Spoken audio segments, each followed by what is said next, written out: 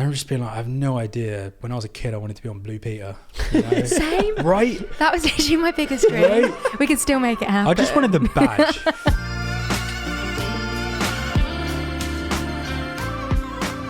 Hello, and welcome back to another episode of Circles and Spaces. I'm Molly. And I'm Charlie, and in today's episode, we are joined by one of our best friends, Mr. Jordan Deen. Yeah. What a joy. Thank you for joining us, sir. It's my pleasure. Thank you for having me. Do you know what I mean? This shouldn't be happening. It's Three so friends. fun having Thrill. like your best mate It's in very a podcast kind. episode. It's very kind. Thank you. Jordan, you're probably best known to those across America and Europe. And why are you I'm laughing? actually going on tour next year. You know? Buy tickets. This is what now. this is about. This is Right, publicity. this is promo. But no, seriously, you're probably best known for your podcast voicemails to my younger self. Yeah. Which is all about, I guess, your journey and other people's journey with fatherlessness. And also, you're really like, every time I meet someone, they either know you for that or for being this creative genius who helps churches across America and Europe with their branding and their storytelling. And I remember last year it was probably May this year, I think, actually. It was, yeah. And you were giving a lecture on creativity within the church and talking about innovation and stuff. And I want to come on to that. But before we get there, I want people to hear your story. How did you become this guy who runs a super popular podcast, who also is helping churches across the world with their branding and storytelling? Who is Jordan Deen? How have you become this person? Charlie, that's very kind. Thank you. It helps to have a best friend in high places, you know. Can you be my agent? I feel like you could bring in more work for me if that was the case. It is interesting. I feel like, and I mean this in a casual sense, I feel like the question, what's your story, can be thrown around quite a bit. And you kind of sit there and go, well, how much do I share? You know, do you want to know when I was 4 what happened? Or do you want to just kind of get an overarching theme? And so if I was to condense my now 26 years of life into like a brief moment, I've been reflecting on this for the last 2 months. And I think I got to a place where I was like, if I was only allowed to give someone a sentence, what would I say? And I think the sentence I would say is that God used the church and used friendship to redeem, restore, and reshape love for me. And that story involves me being a child, trying to understand what love even is. And from when I was born all the way up until 26, experiencing new levels of this beautiful love. But it's been the church and it's been friendship that has helped actually redeem that and reconcile that. So I'd say that's what my story is. And okay, so how your relationship with the church, you talk about church and friendship being the two things that help redeem. Can you talk a bit more in depth about that? Okay, so what did those friendships look like? What was your relationship with the church from a young age through adolescence to now where you are? Yeah, absolutely. You know, it's fascinating. I grew up in a family of Christians and I was introduced, I would say I had a very rich exposure to faith growing up. And so from a very young age, I just felt such a connection to the church and I loved it. And I was never missing a Sunday of church. But at the same time, the Jesus that was presented to me from that church, whether it be through conscious actions or just culture, it was a Pakistani Indian church. There were probably a lot of things that weren't necessarily healthy. And so the version of Jesus that I was presented was, as long as you put your best foot forward and present an image of yourself, that's what Jesus will be proud of. And so oftentimes, you know, it was, don't go out to a pub and drink alcohol, don't watch Harry Potter. We've talked about this. Don't date, just get married. You know? Don't listen to rock music. Bro, how about this? None of this, you know, growing up. What a shame. That's the version of Jesus I grew up with. I still would say I grew up understanding that there was a God who was greater than this human experience. But I just sadly wasn't experiencing a God who was really looking out to love me and to have me acknowledge my place as a son, as a loved son, you know? And so then when you ask what's your relationship with the church, I'm like, I am grateful that every single Sunday I was in a church building. But it wasn't until I was 16 and I started going to this like youth night in Southeast London with a bunch of young people, and I was seeing people my own age loving Jesus, singing these beautiful worship songs and living out their faith, but then also start hearing about this love that is out there for me.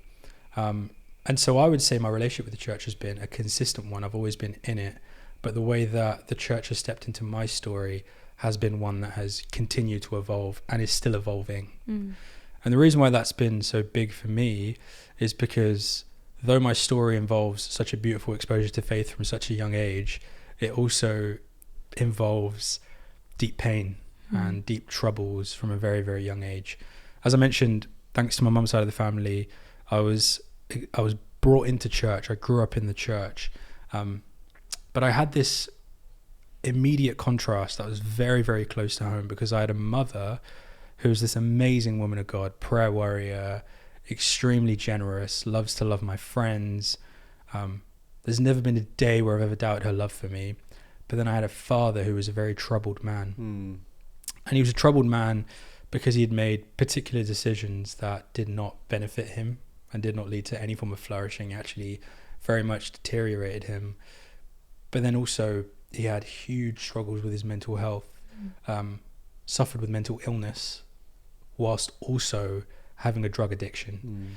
And so, as you can probably imagine, he wasn't in a fit position to show up as a dad. I think these days it's actually very difficult to be a dad in general, even when you're in your healthiest state.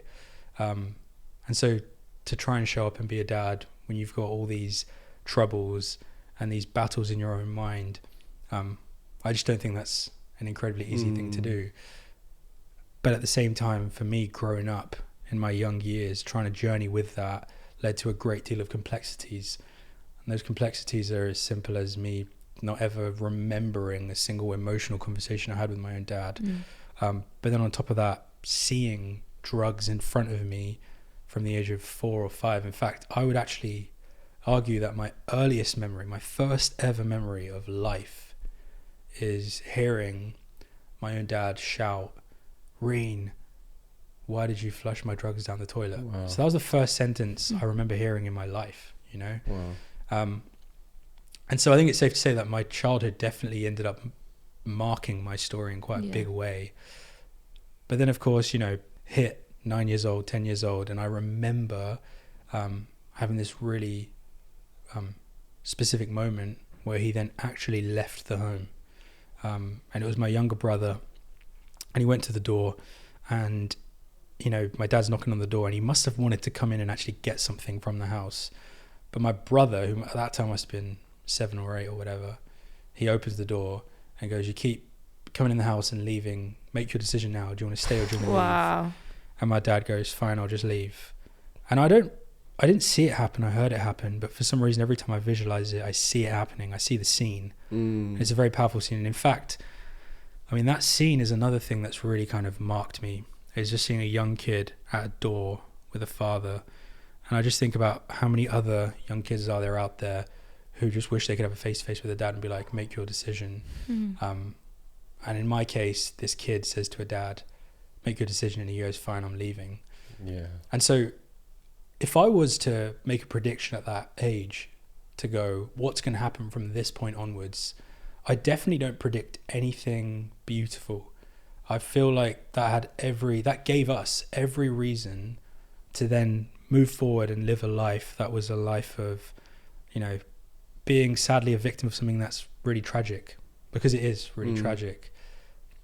But then again, I say the church steps in and actually meets a very real deficit of my life. And whether it's through guys that were just a little bit older, 15, 16, 17, stepping in and taking my brother out for coffees or to play football or whatever it may be, they stepped in, you know, to a point where then fast forward, I'm 26 now, and we could sit here for hours and talk about stories of micro and macro redemptions of guys stepping in to very specific things that the Lord would remind me of. I'd be like, shoot, I never got to do this with my dad. And then someone would be like, let's do it. Even just 2 days ago, I'm going out for dinner with my cousin Leon. And I remember we were sat in the car and he goes to me, oh gosh, one of the tyres has a little bit less air in it. And I was like, okay. And he goes, you ever pumped a tyre before? And I was like, no. He goes, today's the day. Man. And he literally takes me to this like petrol station. He's pumping tyres. And he goes, now do this, now do. And he's like fathering me through this process. Yeah, wow. And there's a little kid in me getting very like joyful about it, because I'm like, that's an experience I wish I could have had with my dad. Yeah. But because of my cousin Leon, I got to have it. And so I'd say, you know, you just asked me earlier, like, in what way has the church and friendship stepped in? It's been lots and lots of pockets of stories of very specific things, very niche things, where I feel like I've had God step in through someone or something in order to support me in that. Wow. That's beautiful. It's almost like, as you describe it, it's almost like the way that you describe it is like the God the Father fathered you through your fatherlessness through the church or through other people. Is that, am I hitting it? Spot on. Yeah. Spot on, absolutely. In fact, I very much remember being about 11 years old, and I had a moment where I was feeling just quite sad. It feels like the reality of everything had kind of caught up to me. I remember sitting down with my mum and just being like, what do I do now about the fact that I just don't have a dad? And I remember in the moment feeling like it was quite unhelpful. I had a random uncle who happened to be visiting that day, just being like, don't worry, mate, God's your father, you know. And he said it in a very nonchalant way. And I think that phrase almost felt quite frustrating for me to hear, because I was like, this is you fobbing off, being like, I don't want to take any responsibility for this. Yeah. Let me just make God responsible for it. Which is quite strange to say out loud, but that's how it felt. I was like, you're just using God being father as an excuse to not do something yourself and step in. But that line then began to linger in my head for so long. In fact, have you got a Bible on you? Yeah. Because I'd love to like read out. We've got a whole one. bookshelf. We've got a whole bookshelf. Just We've got some pull from the Alpha Youth reference. Here's one I Bibles. made earlier. Here you go. There's a passage of scripture which is so beautiful, and it's fascinating because I would like read it and it meant absolutely nothing for me. And I would actually say that another theme of my life is this passage of scripture becoming more and more real for me as I journey through. What age? Sorry, you said you were 11 when you first heard this. I would say I was 11 when I first heard the phrase "God is your father." Right. I wasn't made aware of the passage itself until probably about 8 years ago, when I was listening to a Father's Day message in church. So in Psalm 68 verse 5, the psalmist writes, "A father to the fatherless, a defender of widows, is God in his holy dwelling." And then verse 6 goes on to say, "God sets the lonely in families." And that phrase right there, God setting the lonely in families, is something that's gone from being a concept to reality in my life, and is continuing to deepen. I feel like I won't get to the age of 80 and look at that and be like, cool, that happened from 0 to 26. I'll be like, that continued to happen throughout my life. And it continues to find new colors and textures to present itself, which then brings me on to part B of what we talked about at the start, which is friendship. It's not just been Sunday service. It's been the friendships that have been birthed from it. In fact, if it wasn't for church, I never would have met you. You know, it's not like we sat next to each other in school and went, we should probably stay friends. It's so beautiful how God can use the church to bring about what I believe is like the deepest form of love you can experience, which is friendship. You know, when Jesus says in John, which I'm just about to pull up. Flick through. Let's go. Fast forward. Yeah. Greater love has no one than this, to lay down one's life for one's friend. And I feel like my story has been experiencing that greater love, you know? And so what I love is it's not like these two things that are separate from one another, but it feels like two branches of the same tree. Going to a church and being able to learn about my identity as a son, or meeting people like you who are like, we're 18 years old, and then fast forward 8 years, we're still best mates. You know, we've done the long journey together. You've met me and been with me since pre-therapy. God bless you, man. Thank you, you know. But that's what I mean. Yeah. So it's church and friendship. Sorry, I just want to jump in. I'm also friends with you, Jordan. But we actually, I'm just going to jump right in there. Yeah. But we actually met through your podcast. So I'd love to talk about that.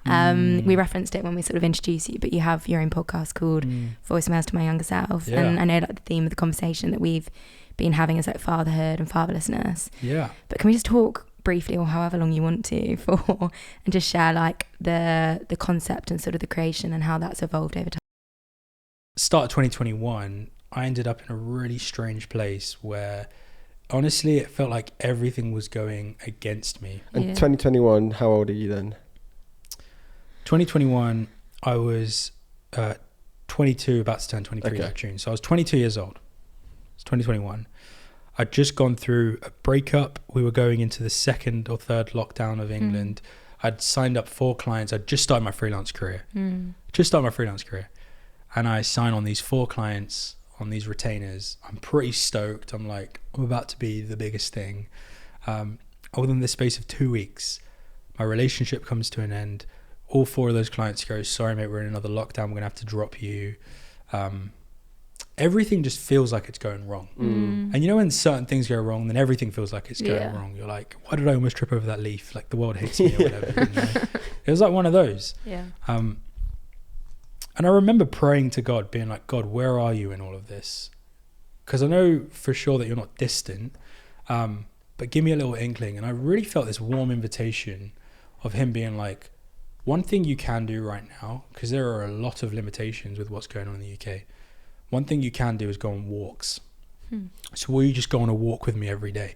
So I did. And I'd go on these walks and it felt amazing. And around the same time I started doing therapy as well, and so it felt like I was able to also process these big life things with someone who knew what to do with it, but then I was also going on these walks as well, and I really felt the Lord being like, I want you to feel like a son again, and so let's start with this. What is something that you've always wanted to do that you'd find incredibly fun, and then let's do it.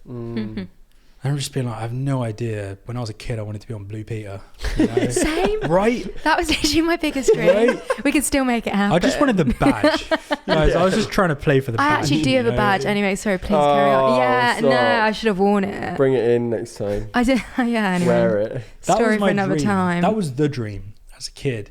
And I was like, more than that, I just wanted to be like a radio presenter. You're going through, you're listening to Kiss 100, you're listening to the radio, and all of a sudden my voice pops up. Next up is Dua Lipa. What I mean? Just, that was the goal. Yeah. And I was like, what do you think about that, God? And I honestly felt him being like, let's do it. And so I went for a walk with God, immediately followed by a walk with Charlie Crump.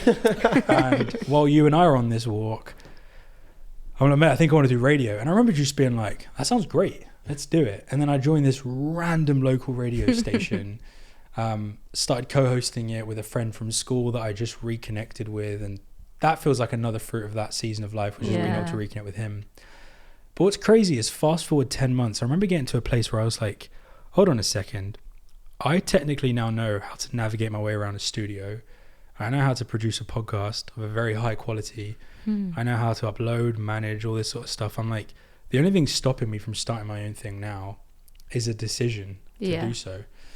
But then there's every voice in my head being like, that's a stupid thing. Too many podcasts out there. Don't bother. Don't do it. How would you compete? That kind of thing, And so I remember I'd gotten to a place where I just started doing a few projects. My schedule had kind of filled up quite nicely. And I decided to go for a coffee with a mentor. And as I'm at this coffee shop in Notting Hill Gate, he sits me down. And typically what happened is he'd buy me a coffee, go, look at my social media, what should we do? And I'd go do this, and this. And he'd be like, thanks, here's a coffee with me. Which now I'm like, I could have charged way more. But anyway, it was a lovely little friendship that we'd birthed. Yeah. But he sits me down and he made a statement. He closed his iPad and went, this is not about work today. This is about you. Because I've been watching you over the last few months and it feels like you've really desaturated. I feel like you've kind of lost your spark a little bit.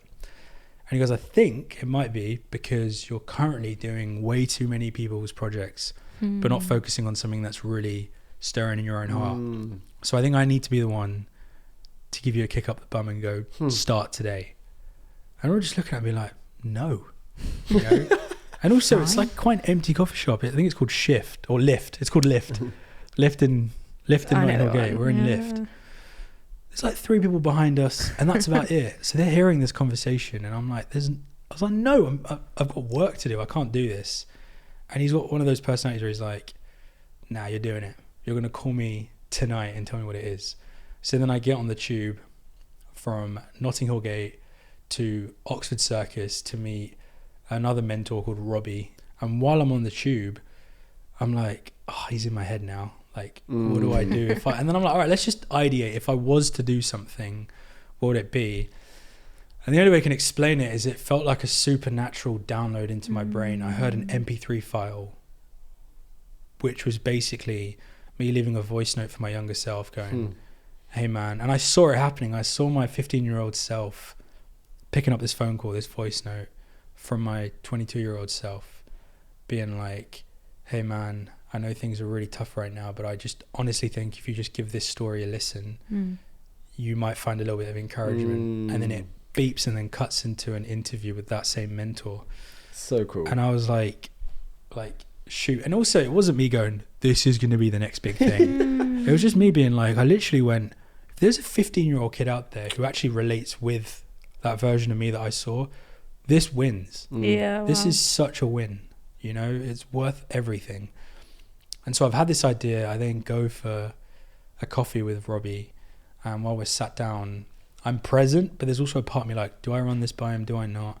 And then at the end, I'm like, look, I've had this whack idea. What do you think? And him and his dramatic nature kind of points at me and just goes, if you don't do this, I'll be angry with you. And I felt like such a blessing in a weird way, you know? So I remember just rushing off home, developing a demo with my iPhone and sent it around to 5 friends, you being one of them. And I was like, what do you think? And everyone was like, let's do it. And so then all of a sudden I'm like, okay, but I do need the studio. So I remember calling up the director of that radio station, and I was just like, here's a crazy idea I have to do a podcast of my own. What do you think? And he just turns around and goes, use the studio. You have my blessing, and also I'll be on it as well.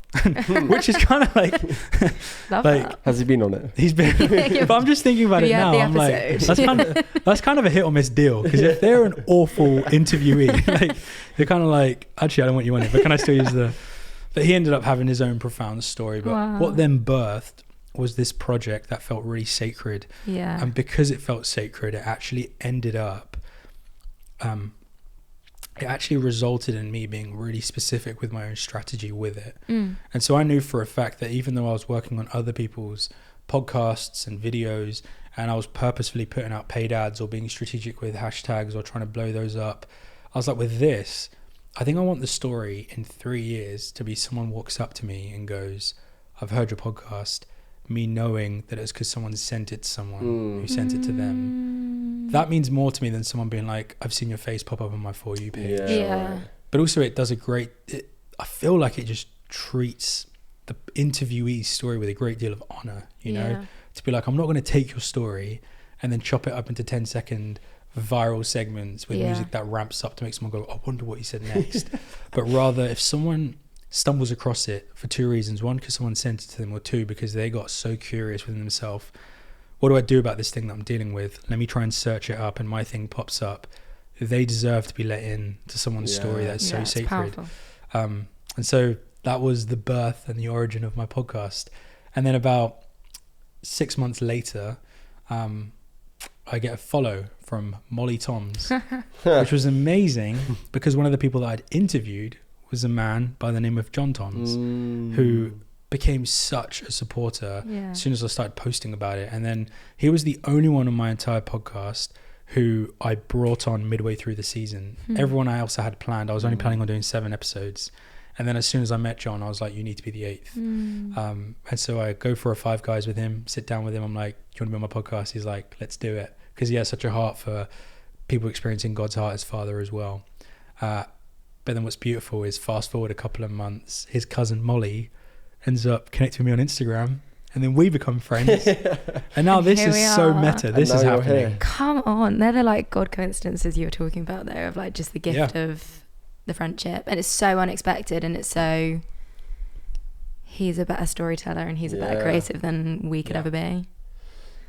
I want to get into your creativity and into you help a lot of organizations and churches with branding and storytelling. Yeah. How did that come about? And was it through church as well that you kind of this love of, I don't even know what, like creativity sounds so weird to say, but like branding and storytelling, was that birthed out of the church? Was it maybe through preaching that started? Like how did that come about? And why, the other question I've got, maybe you can, but why do you choose now to give so much of your time to the church? Yeah, wow. When you could give it to whoever you wanted, and they could probably give you a lot more in return. More than just relationships. No. More than just friends. So I got enough friends now.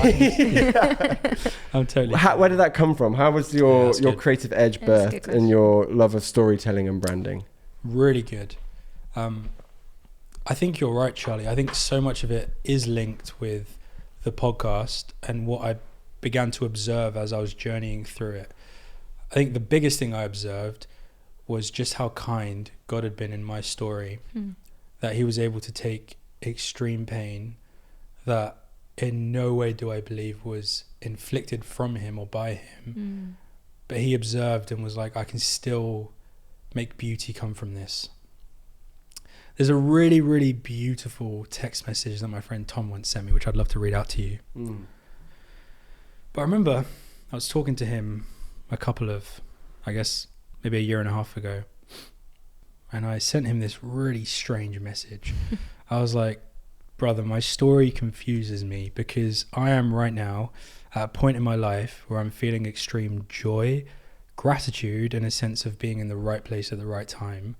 I feel like I'm living out my calling, and I feel honored to be able to play a part in helping redeem the story of this fatherless epidemic. I think if today was my last day on earth, I could wholeheartedly say that I left everything on this earth, had the best time, I did anything I ever wanted to. But I wouldn't be in this place if my dad had stuck around. It's one of life's most confusing things for me. So I'm grateful for this life, but it's just a very odd route. To which he replied very simply and profoundly, as he always does, such is life.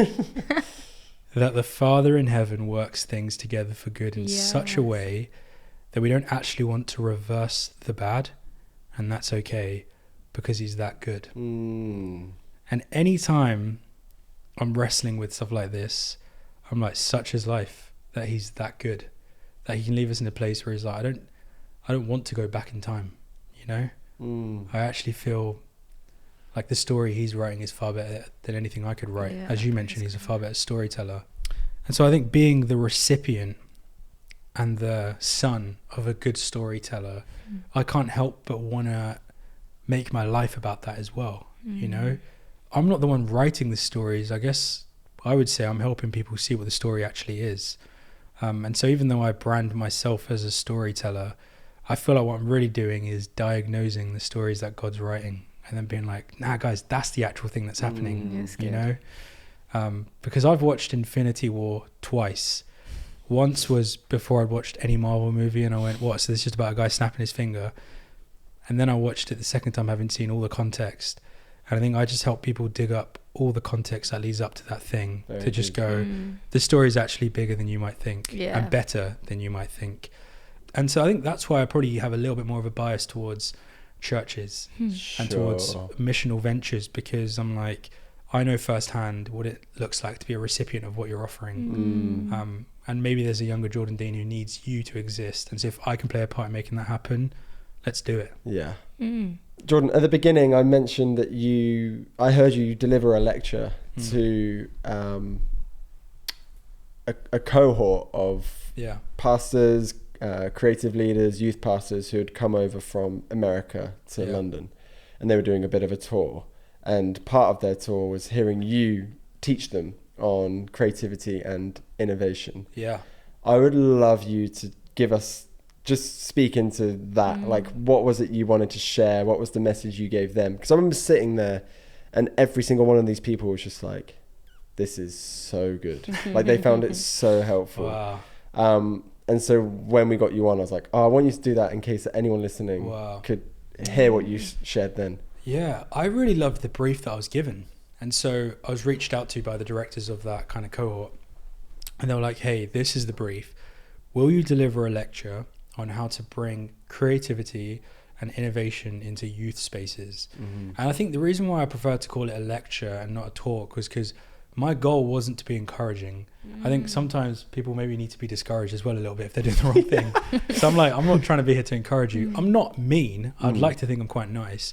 But I was like, this isn't to be like, keep going, but it's maybe to have quite an objective conversation and then expose certain things, and not necessarily expose things within what they're doing, but just expose things with the way that the digital age is moving, and then be able to go, cool, I now want to empower us to have a discussion on how we're going to implement this. So what you'll remember from that was there was a lot of breakout talk. And it was like, right, 5 minutes, discuss this question over here. And the reason for that is because every time I do a lecture, I never believe that I'm going to be the one to come up with the solution, especially when I'm talking to people where I'm not living in their context. I'm like, I want to talk about the high level conversation, and then I want you to now go, cool, that's actually a really important question. How do we contextualize this for us, especially in America? There is so much difference between states, you know. I always say this, in London you walk 5 minutes and you're in a completely different space. Now think America, states within themselves have these internal conflicts, and so what do you do about that? And so the lecture, all I did was I actually compartmentalized creativity, innovation, and then youth spaces. And I said, let's talk about each of these three things and expand them. What is actually creativity? And then what I did was I took a series of philosophers, theologians, and I kind of went, what do they say creativity is? And it's fascinating because you ask someone, I think one of my favorite things to do is just take these questions into my everyday and go, what do you actually think creativity is? Not because there's a right answer, but I feel like I get to view it through the lens of someone's worldview. And so what I wanted to do was almost go, what if for a second we actually blended these together and had a shared combined view on what creativity is? What could we do with that? And so I gave my own perspective on creativity. And that perspective was through the lens of missional creativity, which was, I think you could argue these days that creativity is expressing yourself or putting something out into the world or bringing something to life. If you read what some people call like the artist rule of life, which is the Creative Act by Rick Rubin, he has so many things to say about creativity. And I think he would argue that actually creativity, you can't sum it up in one term. And I quite like that. But with these youth pastors, I was like, let's actually be more specific. What is missional creativity?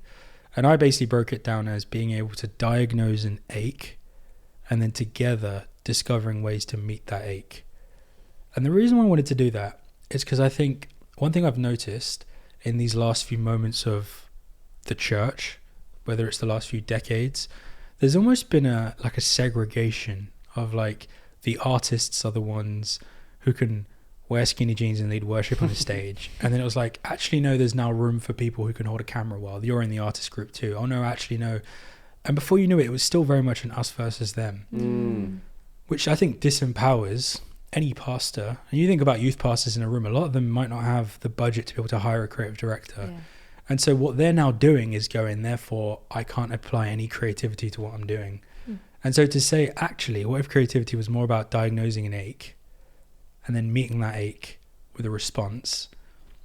I think that takes a bunch of youth pastors in a room to go, that maybe is something I can do.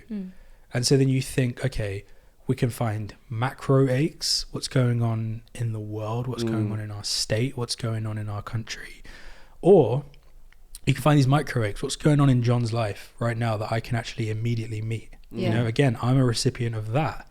One of the biggest points I tried to make in that though was being able to diagnose aches will rise and fall on your ability to ask the right questions. Growing up my whole life, I heard people go, there's no such thing as a bad question. I think there are bad questions. I really think there are. And I think, as I mentioned, there are questions which can actually unlock. There are questions which can take you and I meeting one another and then instantly going, we're kindred spirits. And there are also questions which can cause people to close off and go, oh, actually, if you're asking me that, then your worldview is probably this. Because we're always internally processing what the other person thinks, right? So your questions can be a bridge, or it can push someone further away. But also, and this is something that my friend Jaden said, I feel like I'm just going to end up reading quotes from my friends. Honestly, shout them out. I remember one of my dear friends, Jaden, he's based in Vancouver, Canada, and he sent me this quote. And he said, "Hey man, I read this quote and thought of you. You're a great question asker, my friend." What a flirt, you know? He goes, "Questions receive responses in their likeness. A lazy question receives a lazy answer, but a generous question receives a generous answer." And so then to go back to creativity, I'm like, your ability to diagnose aches will rise and fall on your ability to ask the right questions. Asking questions to yourself, asking questions to the Lord, asking questions to your team. And then actually, and this is why I love Alpha, before the youth series even began, there was so much time dedicated to asking questions to young people. To go, we're not just going to assume that this is what you're going to want in a conversation. What do you actually want? What do you actually talk about? And so I actually define creative people, the ones who have this ability to hold such a beautiful, open, curious posture in rooms and then be able to absorb and open people up to discovering some really beautiful things from them. Jordan, thank you for joining us, for sharing your wisdom. I have one final question for you, and I'm going to do it in voicemail style or the Jordan Deen style, but I'm going to do a little twist. So at the end of your voicemails podcast, you always ask the guest to leave a voice message for their younger self. I do. And I would love you to leave a voice message for youth pastor version Jordan. Love that. The version of Jordan who was a youth leader, I think 6 years ago maybe. Yeah. That's a big question. I like that. We'll give you time to think. No rush. But what would you say to them? Well, dear youth leader Jordan, you don't need to buy Yeezys. You really don't. You also don't need to buy essentials. There are going to be a lot of things that come your way to tell you what success is and what success isn't. But what you're doing right now, looking after these 5 young people and dedicating yourself to their formation, is one of the most profound things that you will ever do. And mission looks way more like being consistent with phone calls and taking them to Nando's and watching movies with them and being a consistent voice of encouragement.